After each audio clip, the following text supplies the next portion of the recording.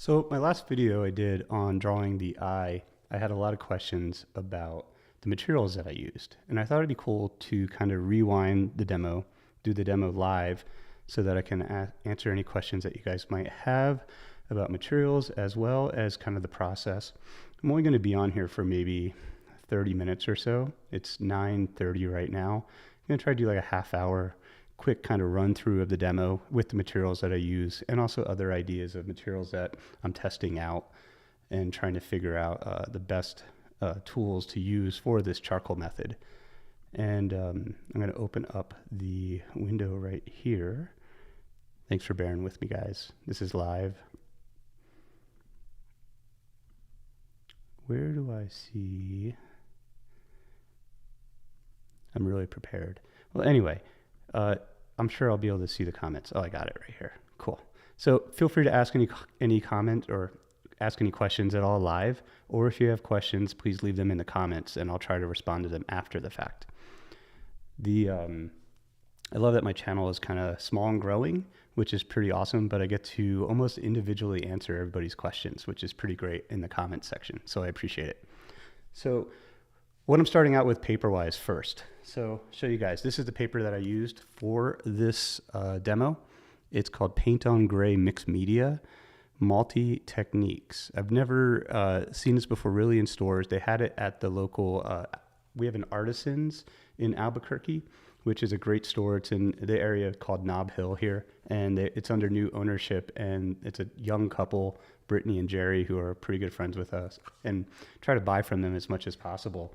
Keep a local store afloat because there's not very many local stores that are staying in business, but they're doing really amazing things and bringing in products that I love, like this Paint on Gray mixed paper. And so this is exactly what I use. So it's a mid-tone gray paper. The surface is kind of interesting. The front, so it's funny, I always think of the front and the back. What is the texture that I'm getting? The back is a little smoother than the front, which I like. I'm actually going to be testing this out with a little pastel self-portrait. I'm doing as a thank you for a collector that recently bought a piece. Actually bought a piece like about a year and a half ago. I wanted to give him a little drawing, thank you. Anyway, so this is like really smooth and this side's a little rougher. So I'm going to test out the rougher side with the pastels, and the side that I used for this demo is actually the smooth side to show you guys that. I don't know if you guys can hear my puppy in the background barking. I apologize. So this is another paper that I also purchased from Artisans. You can see right down there.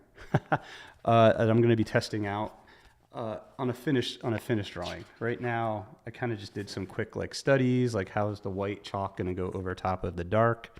If I put that in there with the pan pastel, just literally just like sketching. So I'll let you guys know how this goes. Kind of neat. It's called Kona Gray Premium Toned Artist Paper, medium surface. And it's kind of neat. It's got a little coffee bean. I think that's a coffee bean up there. Kind of neat. Kona Gray. So that's the materials. I'm going to start with the drawing here, and I'm going to try to, I'll put myself in the corner so that you can see me as I'm working, and I can show you guys the materials that I'm using and talking about. Because I think just talking about them was good, but I think that actually showing you what the materials are is a way to kind of get more information out there for you guys. Hey Judy, how's it going? Hey Susan. So today is my wife's birthday. So if you see Shana Levenson anywhere online, wish her a happy birthday. It'd be awesome. Her birthday's on February 20th. That's when we're filming this, 2025. The dogs are singing happy birthday to her right now out there. Okay, so let's start the demo. Still learning the technology, right? So what I use here first, now I'm going to bring up my window here. Be patient with me here. Hey BA, how's it going? So I'm using Pan Pastel. I don't know if you guys have seen this at all. So I'm literally just going to jump back to myself real quick. Pan Pastel is this stuff right here. It's a company that is owned by Golden's, Golden Paint.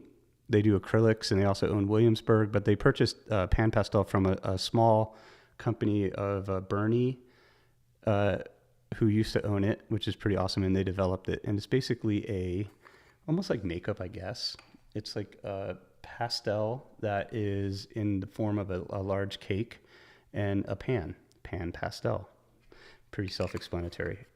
self-explanatory. It's still early. I have my coffee right here. The pan pastel, and I use a soft tool right here, which is like a palette knife. Soft tool number 4. You can see it right in here, soft, but it's soft with 2 F's, a T and a T. So SOFFT, and it's a number 4. It has a number 4 at the tip right there. So that's the pan pastel that I use, and it comes with these little foam pads that you put on there, and you kind of have to wiggle it on. I always like use the analogy of it's like putting a sock on. You want to make sure that your toes are reaching the tip at the bottom of it, so you can use the entire thing. And when I first got these, thanks BA. When I first got these, I used to have them whenever I do like a downstroke. The pastel thing would go flying off, and and they also used to rub them off really quickly. Down, you rub them down, and I was learning that my touch was just way too hard, and so now my touch is so soft that I think I have had this one on here for a while now. I don't think I've ever swapped them out unless I'm swapping out if I need white chalk versus black chalk, or if I'm coating something with a different color. The pan pastels come in different varieties of values and colors. Pretty awesome stuff to play with. If you draw and you like to draw with like a red base and use pastels on top of it, like regular pastels, it's a great way to start a drawing as if you're painting. And so that's kind of what I'm doing. Cake for her and the pups later. Yeah, no, Shana loves cookie cakes. There you go. So inside baseball. Ever since she was like a kid, there was a mall. I think they used to sell cookie cakes at the mall, and she'd get one every year. And so every year I buy her a cookie cake, which comes in about 30 minutes to the door. So I can, so let's go back to the drawing. We are already in with the pan pastel on that paper. Again, the paper is it's called Paint on Gray by Claire Fontaine, and clairefontaine.com.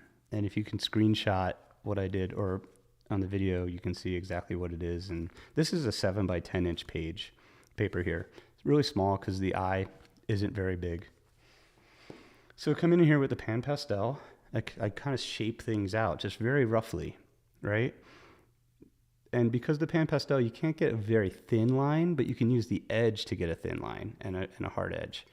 Now the eraser that I'm using, I'm going to pause it right here, is a Monotombo 0. So coming back to me. Sorry if this is so sporadic. If you guys want to watch the full video, I think I did a quick run through in 20 minutes.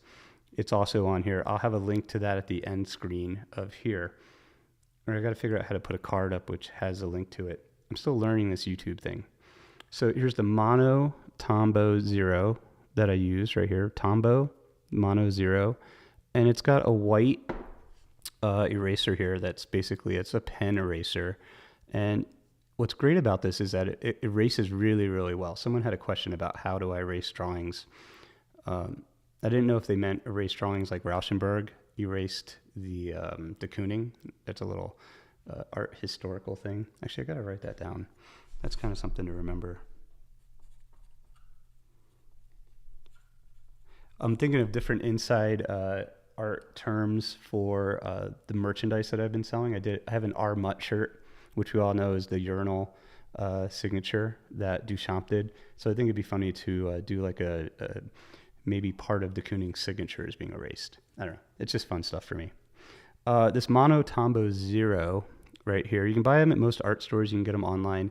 I'll put a link below to where you can find them on Amazon. I've been doing a lot of the Amazon links. I'm an associate member there, so disclaimer, I get a small percentage, I think 4% or 5% of each sale, and it helps out the channel if you guys purchase from those links. I appreciate it.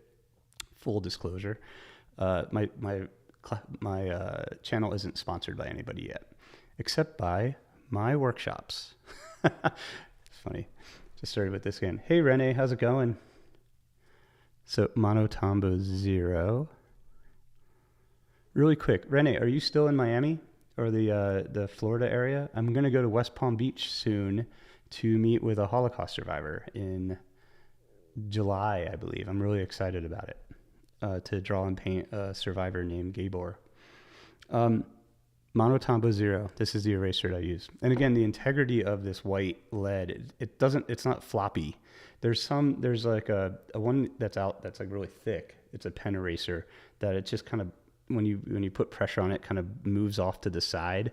This actually erases really well. And so I use this as a pretty strong drawing tool. So back to the movie. So coming in with this,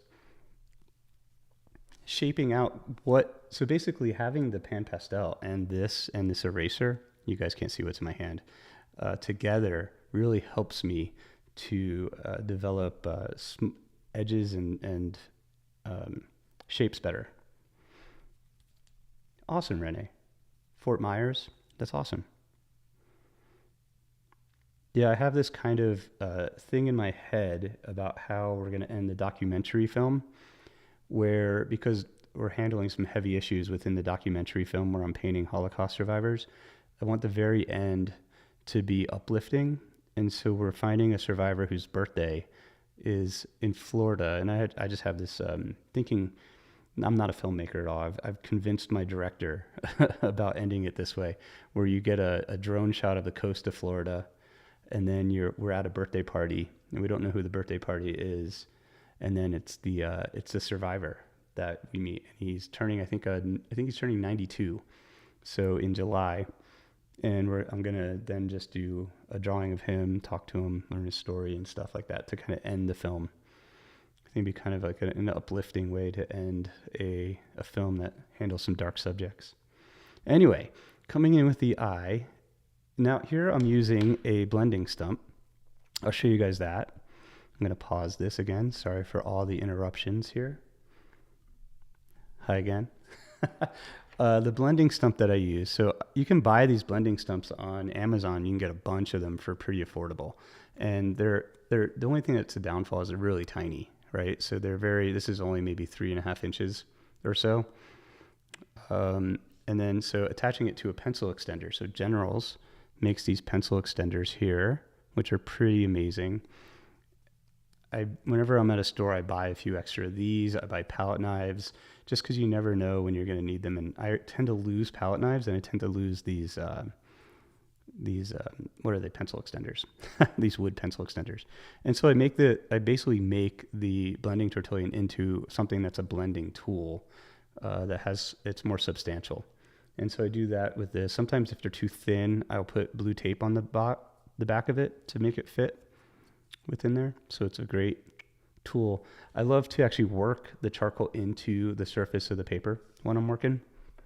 It's very helpful. Hey Rob, how's it going? Good to see you. And back to the video. Trying to catch all the materials that I have.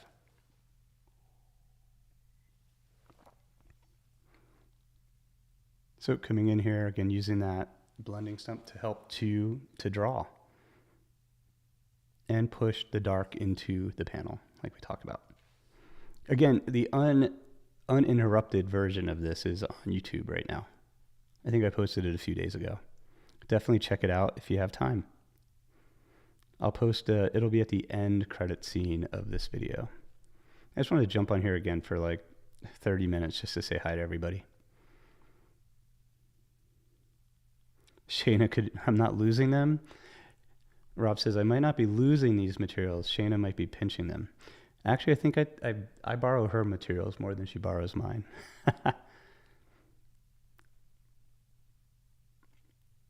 Coming in here, just kind of shaping out the eye. I'm going to kind of zoom through here a little bit. This is literally only 3 minutes into the sketch. And we want to get to more materials. So at this stage, I'm using a pencil. So the pencil that I'm using here is a General's medium pencil. So they come in different quote unquote leads, just like graphite pencils. So unlike graphite pencils, these charcoals come in. Now they have a 4B, 2B, and the Bs are softer. And then 2B is kind of is the medium point here instead of like an H or 2H. Or HB. I think of graphite, I think of HB as being like the middle point, kind of the equator. And then you have your Bs, and then you have your H's, right, within graphite. Here, Your medium is a 2B, and then it gets softer towards 4B, and which is soft, and then you have an extra soft, which I think is a 6B. I don't have one in front of me right now to be definite on that. But I use the medium, I use the soft to get really dark darks. The medium is pretty awesome, and I use I'm going to come back to me. I apologize again. So these are the pencils that I use. So this is the charcoal medium. See the 2B right here? And then we have the soft right here, 4B. And I use an extra hard pencil as well. Even though the lead, it's really hard to draw with that. But what it does is it helps to burnish some of the white chalk. If I feel like the white chalk gets too light in areas, or the white charcoal pencil, which I'll show you, which is over here, the white charcoal pencil gets too dark, I come in with an extra hard that's really sharp. And it's almost like, because it's so hard, it doesn't give off a lot of charcoal, but it helps to burnish subtlety on the whites. And I do that towards the end. Awesome. If you guys have any questions, feel free to ask. And again, questions in the comments, I will try to answer all of them. Okay, back to the video. And sorry for all the interruptions, guys. It's good to see you, old friends on here. Start to come in to the pupil just to knock that in dark. And it's just a measuring point right now. I don't really, when I see it in the actual drawing, it's just kind of basic. And I'm not really taking the time to get the specifics of the eye, of the pupil yet. Just kind of placing it. Just like I'm just knocking in the dark. So I'm not worried about the subtlety of the detail of the eye. I'm really worried about just getting the value first. So Rob asks or says, so what I think I'm learning is that we should really think about the big forms and the small forms. Yes. So everything starts with kind of these large masses and how they kind of fit in space. And then from there, we start to kind of build the smaller forms on top of that. So that's basically, I think, a very large, I squint a lot and try to break down everything into the simplistic form, which is when I teach, it's pretty awesome to teach the students to, in person from the model, work from this idea of larger into smaller. So when I do demos, I'm teaching a life drawing class life painting class coming up in Scottsdale, Arizona, March 6th, I believe. And there it's going to be, I force the students to simplify for the first 2 days, where there's no detail, no irises or eyes or anything. Granted, this is an eye demo, but when I start to build out the forms, you'll see in the alla prima, it's all just basic shapes. In the alla prima video that I posted, I think last week, it's all super, super basic. And then I start to build small forms on top of that. I always use the analogy that I can't put the windows on the house until I have the foundation and the walls built. You know, if there's nothing to hang quote unquote details or smaller forms onto if you don't have the large forms developed yet. And then you're just going to start pushing things around and you're not going to have things that are anchored in anything, and it's going to be really hard to draw then. So when I teach online, I do a no-tan study, which it'd actually be fun to do a little video on doing a no-tan, because what that is, it's just simplified, just angles, lengths of angles and lines for the most part. And then we add value to that. And then from there, then we start to break it apart into forms and thinking about cross contouring and everything.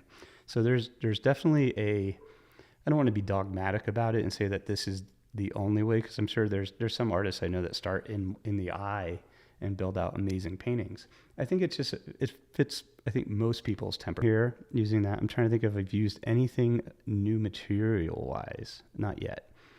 This is the medium pencil still. I use the medium for the most part until the end. At the end, I start to use the softer charcoal to develop the values a little bit better. So today I'm doing a lot better than I did when I filmed that last video. For some reason, about 16 or 17 minutes in to the video, my voice just dried up and I started croaking. And so if you look at the edit on that, you'll maybe see me chug some water. I had to cut the audio out. It was pretty funny. Hopefully that doesn't happen today. But teaching online like this, it's almost, I feel like if there's any dead space, it's weird. Also, when I teach, and I do 6 hour long online classes for an entire day, going through demos. It's a lot of talking, almost nonstop, about what I'm working on, which is kind of, I think, useful. It's definitely a challenge being an artist where when I teach a live class, it's like not everyone, there's interaction, where I'm hearing questions and everything versus reading. And it's definitely since COVID, a different animal teaching online and doing videos like this, which has been a big learning experience for me. The no-tan you teach was extremely helpful for me personally. Oh, thanks, Rob. Yeah, I think the no-tan, just the idea of simplifying. I feel like we get more clout, I guess, or people that like our work if we get to like a finish quickly, right? But I think the more patient you are with getting to that finish makes the finish a lot better. Cool. So starting to use something new now, a new material. I'm going to use the white charcoal pencil. So I'm going to bring that up really quick. I'm going to pause it. How's it going again? So the white chalk pencil that I use is a charcoal white pencil from Generals also. Really amazing. Oh, and really quick. See how awesome that point is? Granted, I've been using it, so it's not super, super sharp. But I use this thing called an AFMAT pencil sharpener as well to sharpen it. I'll do that really quick. Hopefully, I'm going to do it away from the mic. But literally just top loading. And just to top it off, you got even, let's see if we can get it on here with the camera. There we go. Look how sharp that is.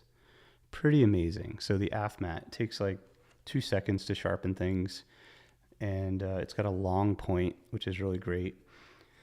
I haven't noticed that it really destroys the pencil tips all that much. I don't know how I would get into here if it has, but I've been using this for a while. I think that any pencil sharpener is not going to be a lifetime kind of thing because I think the blades are going to dull, and these are pretty affordable. I'm actually not sure. I don't remember what I paid for this because it was maybe 4 or 5 years ago I bought it off of Amazon. But, if it lasts for 5 years and gets me points like this, it's pretty useful, as a tool. It's definitely, I've got my money's worth. So anyway, the charcoal white, what I love about it is that I always talk about this integrity of the lead, right? So it's got this, it doesn't crumble when I put down a mark. It kind of just gently, it holds its line when I draw with it, which is really beautiful.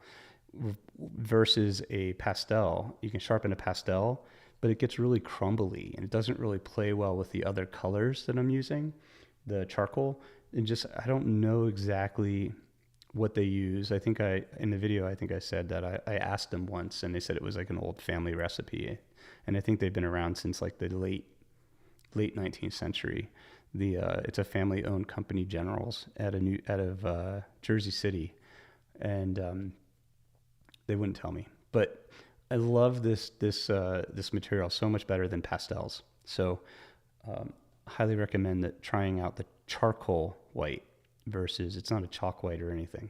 So, and you can see I also have a pencil extender here because as they get smaller, I can make them larger. So again, I have a lot of these pencil extenders floating around.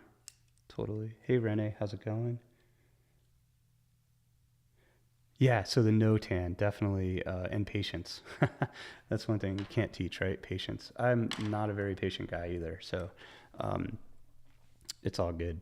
Like right now in my studio, I'm working on a landscape with clouds. I am about to start another painting, even though I haven't finished all the other paintings, and I'm working on this Code Talker painting on his face is starting to really develop. I'm trying to figure out how to do a good live where you guys can see actually as I'm working on the drawing of him. I might post a picture of him soon, trying to get the texture in his face and everything of this guy, John Kinsel, who's so far the oldest living Code Talker. Even though he passed away, he lived to 107 years old. Pretty incredible guy.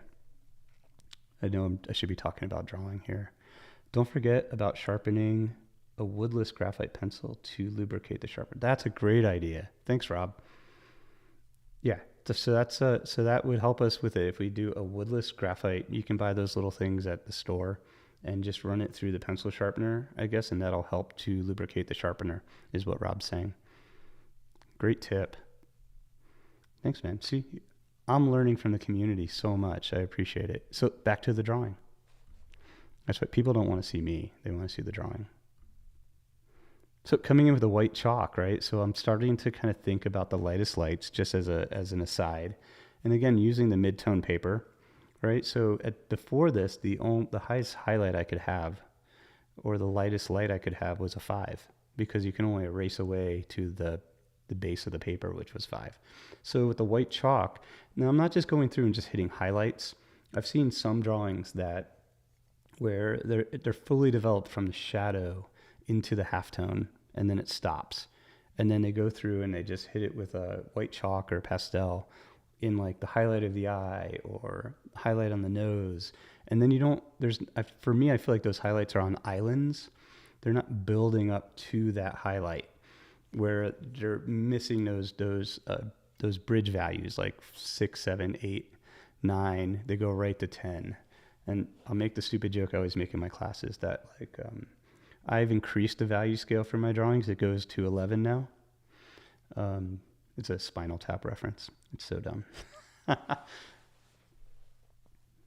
So coming in here, thinking about how the form turns, I'm going to do a video pretty soon on what Langer lines are, and the idea that I'm following form.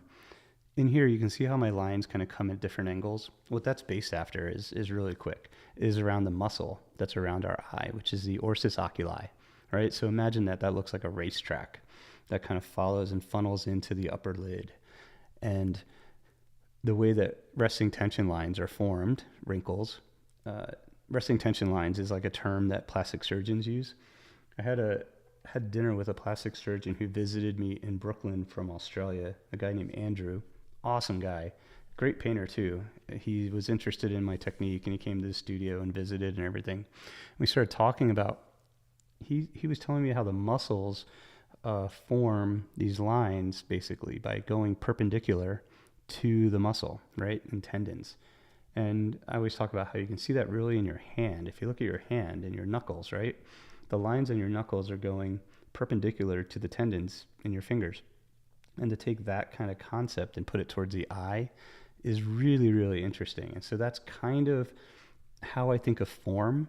I think of the textural aspects of the way that the skin wraps around the muscles and is basically used every day for involuntary actions and everything by blinking, and how that kind of forms those resting tension lines on the face. So people always ask me how I paint older people, and I love understanding and seeing how these resting tension lines, I mean, I've painted probably like hundreds and hundreds of older people and understand kind of innately now how form turns because of how my brush is always following a certain way with the eyes. Or same also with proportions. People are always like, well, what is it that you use to get proportions? I'm like, well, I know I see different shapes, like the Van Dyke Z. And I'm going to do another video on the hourglass that I always see, which is basically how I see a drawing in a portrait proportions based on almost how a chess player plays chess, right? So they see shape first. It's not about small things like what the pieces are on the board. It's the shape of what the board is giving us, right? It's how one shape can defend against another shape versus the smaller aspects. So again, thinking that helicopter view is an idea of understanding what it is we see in a more sophisticated way that pertains to all of our seeing, which is I find very, very helpful. So that's also going to be another video. I have so many, I literally have a whiteboard here in the studio where just ideas to write down, and Shana's giving me ideas and stuff to talk about. She wants to do like the most expensive white, titanium white you can buy versus the cheapest titanium white you can buy. Like, which is better? So that's an idea. Awesome, guys. So coming in with that white chalk, just kind of roughing that in.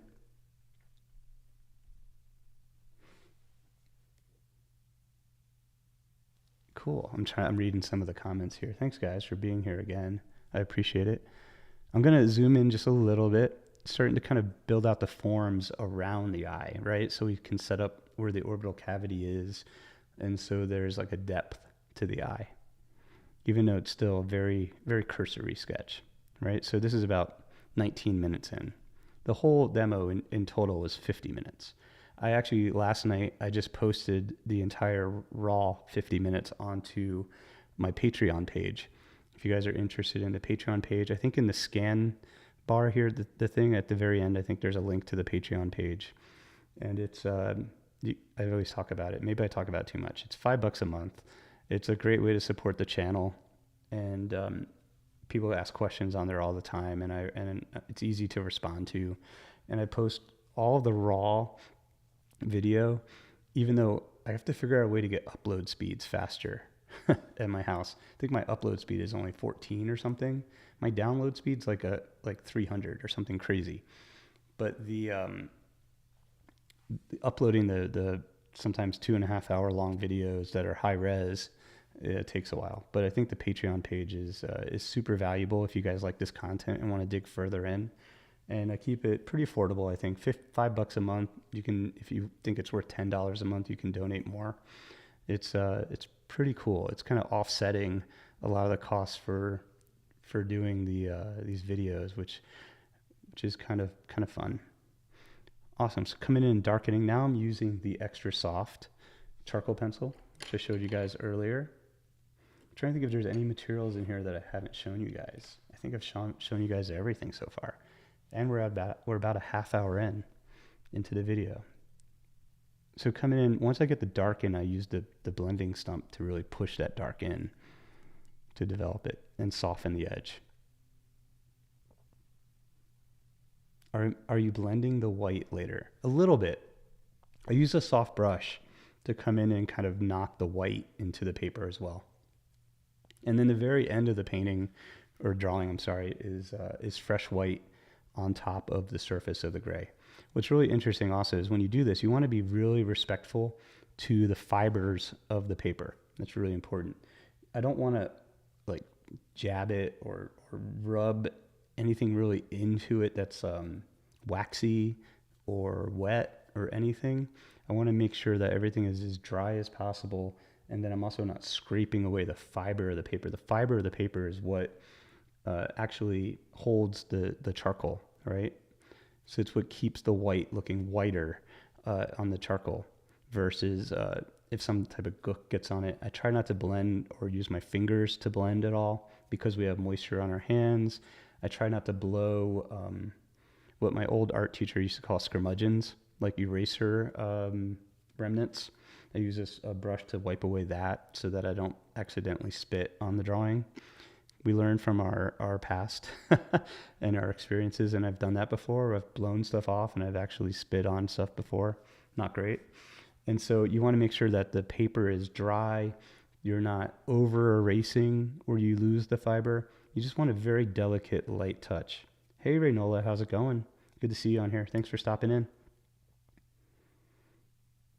So Rob has a question. I have a possible idea for you, David. If you think your audience would be interested, a video on how to edit your portraits.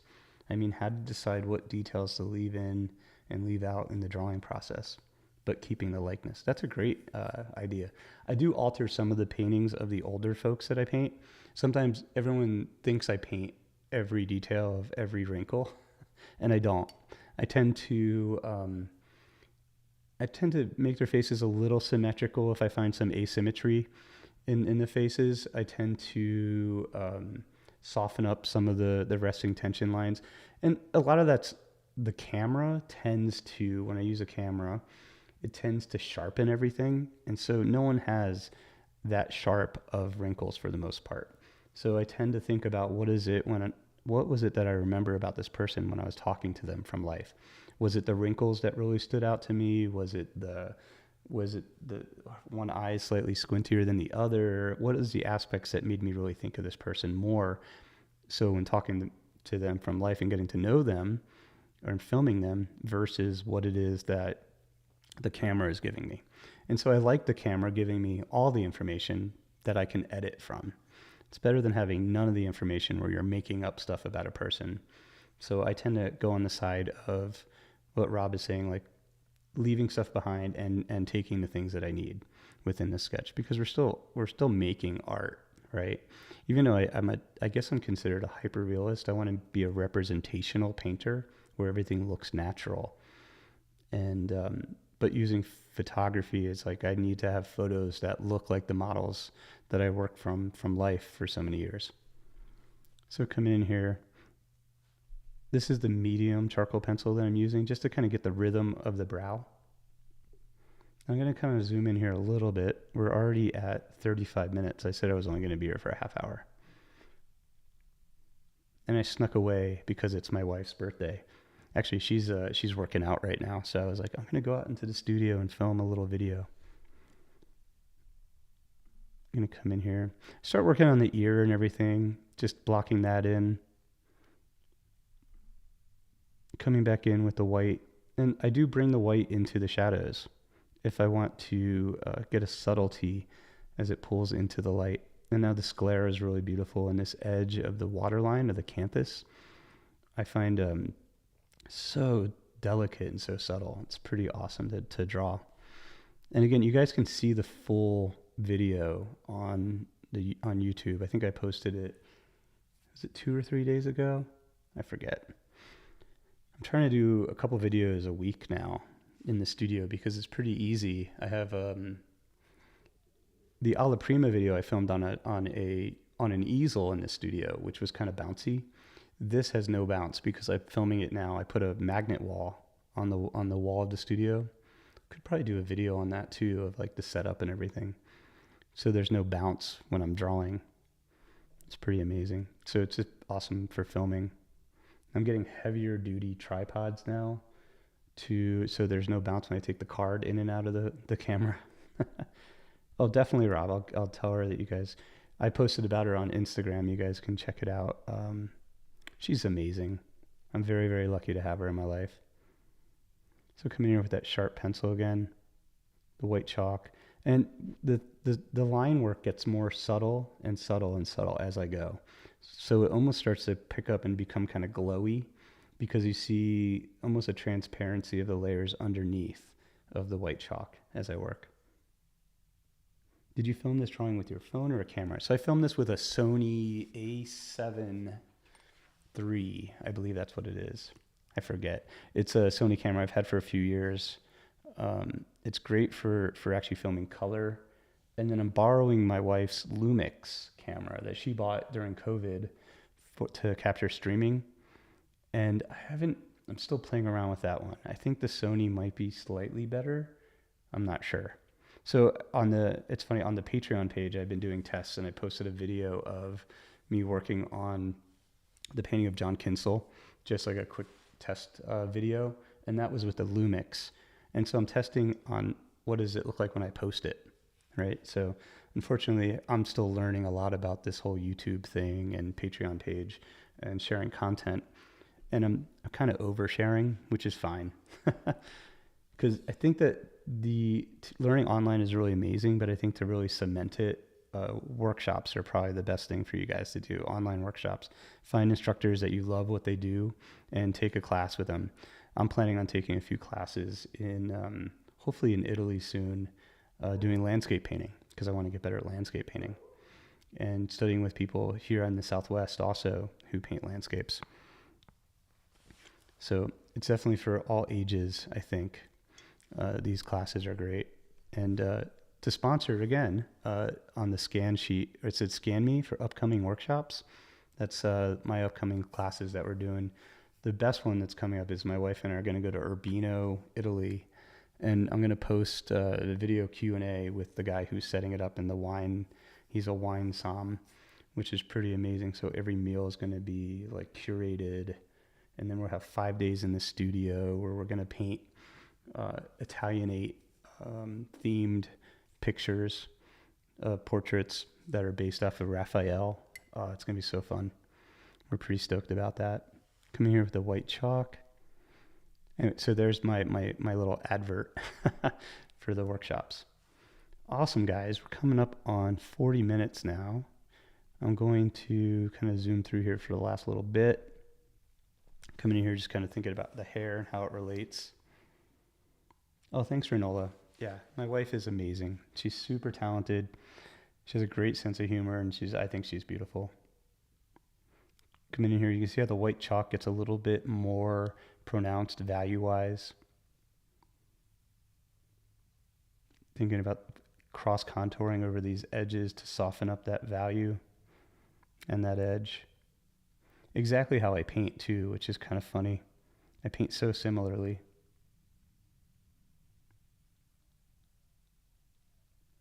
Come in here, freshening up the white, thinking about the curve of that cheek, that cheekbone right underneath there, that zygomatic arch.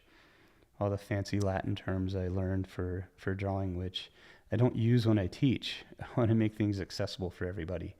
And I think if you know it's there, that's all you need. You don't need to know the Latin term. Thinking about that edge of the ear. Awesome, guys. I'm going to pause it right here, getting in some of these little highlights that are coming into the brow, on that brow ridge.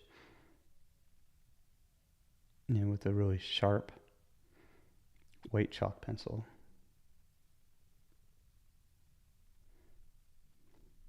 Awesome, guys. So thanks everybody for showing up. This is amazing. I'm going to pause it. I'm going to go back. How's it going? I appreciate everybody showing up. It's always the same crew, which is pretty awesome. I think we're building like a little bit of a community here, and I appreciate you guys a lot. If you love this content, or you like this content, or you think it's useful, please like and share, and like and subscribe, I think. Still haven't gotten used to saying that.